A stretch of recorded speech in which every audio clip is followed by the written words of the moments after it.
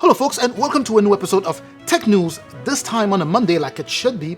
This is episode 19. We have a ton to cover. Let's go ahead and jump in.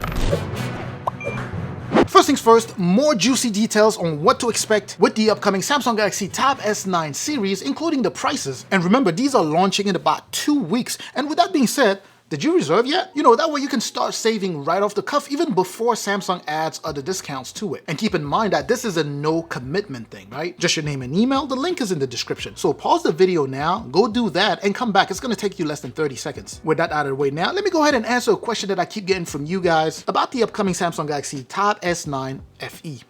No, it has not been confirmed to launch alongside the Samsung Galaxy Tab S9 series, the flagship one, but we know that Samsung is definitely launching it sometime this year, and there will be 2 models, a large one and a small one, as proper replacement for the Galaxy Tab S7 FE and the Samsung Galaxy Tab S6 Lite. Also, still no word on whether Samsung is working on a smaller 8 inches tablet, but it doesn't hurt to hope that they eventually will do. Anyways, like I was saying earlier, I have more details to share with you here, and I want to go ahead and start off with the date, the launch date. In case you missed it in the previous episode of Tech News here, be aware that Samsung confirmed that it will hold the next Samsung Unpacked event on Wednesday, July 26th in South Korea, where they will launch the Samsung Galaxy Tab S9 series, the Galaxy Watch 6 series, which will reintroduce the Galaxy Watch Classic model, the one that features the rotating bezel or the physical rotating bezel, and we will also see the newest iteration of the Galaxy Foldables. The next major detail that we have here, or the next major news that we have here, is that Samsung will implement a price bump on some of their devices. Not all of them, but some of the upcoming devices, based off of the news that we got so far. And the tablet will definitely see that price increase, at least in the European market. So there are chances that we will see a price hike in the US market as well. Again, not confirmed and remains to be seen, but likely to happen. So far, what we just saw leak over the weekend was placing the upcoming Samsung Galaxy Tab S9 at 929 euros for the Wi-Fi based 128 gigs of internal storage. That's the one comboed with 8 gigs of RAM, and then higher up, 1,049 euros for the next config of the Samsung Galaxy Tab S9. So we're talking 256 gigs of internal storage with 12 gigs of RAM. So the higher config with 256 gigs is going to be 1,049 euros. The Tab S9 Plus will start off at 1,149 euros. And by the way, that's going to be that same config of 12 gigs of RAM with 256 gigs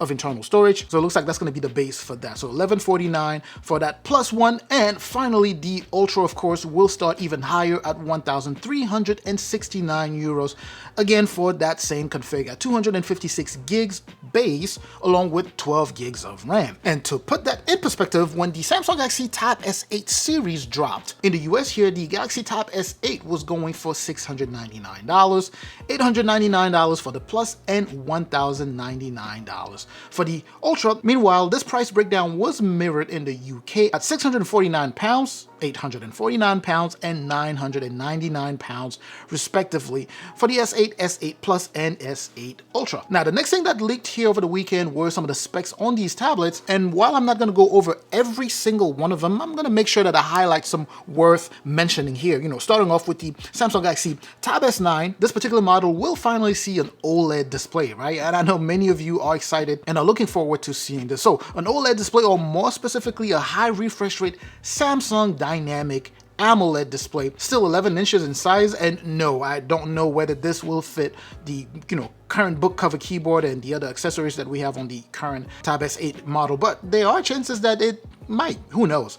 It will be boasting an 8400 milliamp hour battery, so slightly larger than what we currently have on the Samsung Galaxy Tab S8, which is 8000 milliamp, right? So like this one, 8000 milliamp, we have a slightly larger battery on the Tab S9 here. The next thing, which is something that I forgot to mention last time in the last Tech News episode, is the camera. The camera module is going to be different on the upcoming Samsung Galaxy Tab S9. We will be seeing one or a single camera on the back as opposed to the current dual setup that we have here. Samsung will be going from this to a single 13 megapixel main camera on the back, along with another single 12 megapixel camera on the front with auto framing. It does support auto framing. And another thing to know here will be the configs. Just like I mentioned earlier, the lowest config will be 8 gigs of RAM and the highest will be 12 gigs of RAM. There will be 5G option available, of course. You also will have IP68 rating, and I think I covered this up. Not that I know that I covered this a number of times already, because this is one of the things that a lot of people were looking forward to, which is going to be pretty new for a flagship, right? So IP68 rating, essentially making the Samsung Galaxy Tab S9 series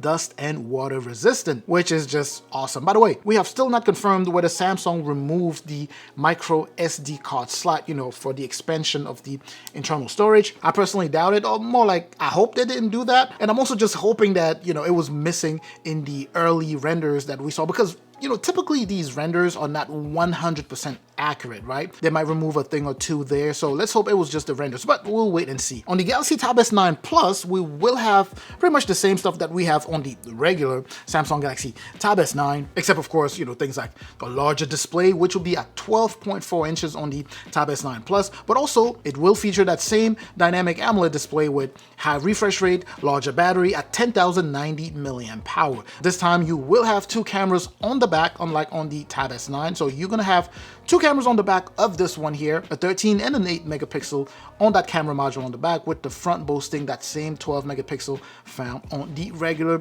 Samsung Galaxy Tab S9. Your config are also gonna be slightly different here. You're gonna see 12 gigs of RAM, and I think I mentioned that already. You're gonna see 12 gigs of RAM for either the 256 gigs of internal storage or 512 gigs of internal storage. The 5G option is also available. IP rating 68 will be available, so water resistant, dust and water resistant to a certain extent will be available on the S9 Plus. And finally, of course, comes the Ultra. So the Samsung Galaxy Tab S9 Ultra will be loaded with all of the stuff found in the previous two tablets, on the S9 and the S9 Plus, along with some upgrades, right? So some of the stuff that you will find on the previous two will be upgraded on here. You have an even larger display, of course, at 14.6 inches, also dynamic AMOLED, and an even larger battery at 11,200 milliamp power.